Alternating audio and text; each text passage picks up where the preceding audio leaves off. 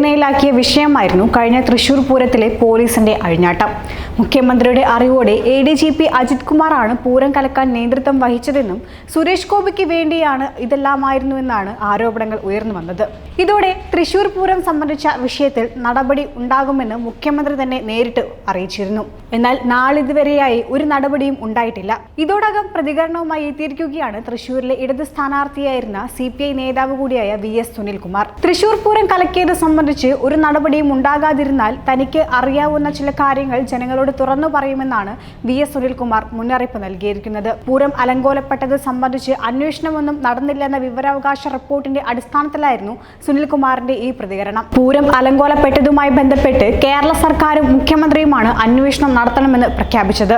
പ്രഖ്യാപന ശേഷവും വിവരാവകാശ നിയമപ്രകാരം ഇത് സംബന്ധിച്ച രേഖ ആവശ്യപ്പെടുമ്പോൾ അന്വേഷണം നടന്നിട്ടില്ലെന്ന് മറുപടി ലഭിക്കുന്നത് ഒട്ടും ഔചിത്യമല്ല, അങ്ങേയറ്റം അപലപനീയമാണ് അതെന്നും സുനിൽകുമാർ പറഞ്ഞു. വിവിധ ദേവസ്വം ബോർഡുകളുടെ അധികൃതരിൽ നിന്ന് പോലീസ് ഉദ്യോഗസ്ഥർ മൊഴി രേഖപ്പെടുത്തിയിട്ടുണ്ട്. ഇത്രയും വലിയൊരു പ്രശ്നം നടപടിയെടുക്കുമെന്ന് പറഞ്ഞിട്ടും ഒരു നടപടിയും കൈക്കൊള്ളാത്ത നിലയ്ക്കാണ് കൈകാര്യം ചെയ്തിട്ടുള്ളതെങ്കിൽ ഗുരുതരമാണെന്ന് സുനിൽകുമാർ പറയുന്നു. തൃശൂർ പൂരം അലങ്കോലപ്പെട്ടത് യാദൃശ്ചികമായ ഒരു കാര്യം മാത്രമാണെന്ന് ചിലർ വ്യാഖ്യാനിക്കുന്നുണ്ട്. എനിക്കങ്ങനെ പറയാൻ കഴിയില്ല. കാരണം അതിനു പിന്നിൽ ആസൂത്രിതമായി രാഷ്ട്രീയ ലക്ഷ്യത്തോടെയുള്ള ഗൂഢാലോചന നടന്നിട്ടുണ്ട്. അലങ്കോലപ്പെടുത്തിയവർക്ക് കൃത്യമായ ഒരു ലക്ഷ്യമുണ്ടായിരുന്നു. പോലീസ് ഉദ്യോഗസ്ഥർ മാത്രമല്ല അതിൽ പങ്കാളികൾ. അതിന് പിന്നിലുള്ളവർ മുഴുവൻ പുറത്തു വരണമെന്ന് സമൂഹത്തിന്റെ ആവശ്യമാണ്. ഇതിൽ അന്വേഷണം നടത്തിയിട്ടില്ലെന്ന് സർക്കാർ മറുപടി നൽകിയിട്ടുണ്ടെങ്കിൽ അത് ശരിയായ കാര്യമല്ല എന്നും സുനിൽകുമാർ വ്യക്തമാക്കി പറയുന്നുണ്ട്. ഇത് സംബന്ധിച്ച് താൻ നേരിട്ട് DGPക്കും ചീഫ് സെക്രട്ടറിക്കും വിവരാവകാശ അപേക്ഷ സമർപ്പിക്കാൻ പോകുകയാണ് എന്നും അദ്ദേഹം വ്യക്തമാക്കിയിരിക്കുകയാണ്. പല പോലീസ് ഉദ്യോഗസ്ഥരും അന്വേഷണം നടന്നതായി തന്നോട് പറഞ്ഞിട്ടുണ്ടെന്നും സുനിൽകുമാർ കൂട്ടിച്ചേർത്തു. ഇതിൽ യാതൊരു നടപടികളും ഇല്ലാതെ കൊണ്ടുപോകാനാണ് ഉദ്ദേശിക്കുന്നതെങ്കിൽ എനിക്കറിയാവുന്ന കാര്യങ്ങൾ ജനങ്ങളോട് പറയും. അത് പറയാൻ ഞാൻ ബാധ്യസ്ഥനാണ്. സ്ഥാനാർത്ഥി എന്ന നിലയിലുള്ള തന്റെ ആശങ്കയല്ല, മറിച്ച് ഒരു തൃശ്ശൂർക്കാരൻ എന്ന നിലയിലാണ് താൻ ഇത് ആവശ്യപ്പെടുന്നതെന്നും സുനിൽകുമാർ വ്യക്തമാക്കിയിരിക്കുകയാണ്. സാങ്കേതിക കാരണം പറഞ്ഞാണ് തൃശൂർ കമ്മീഷണർക്കെതിരെ തെരഞ്ഞെടുപ്പ് കാലത്ത് നടപടി എടുക്കാതിരുന്നത്. തെരഞ്ഞെടുപ്പ് പെരുമാറ്റച്ചട്ടം മാറ്റിയ ശേഷമാണ് കമ്മീഷണറെ സ്ഥലം മാറ്റിയത്.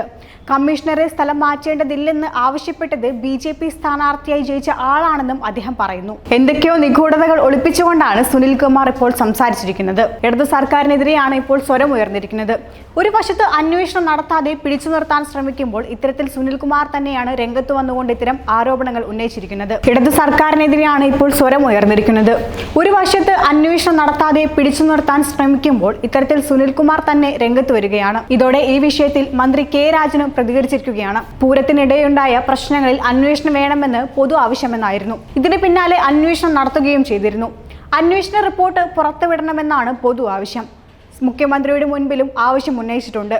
അന്വേഷണ റിപ്പോർട്ട് വേഗത്തിൽ വരിക എന്നതിനേക്കാൾ ഉപരി അന്വേഷണം നടത്തുകയാണ് പ്രധാനമെന്ന് K രാജൻ പറഞ്ഞു.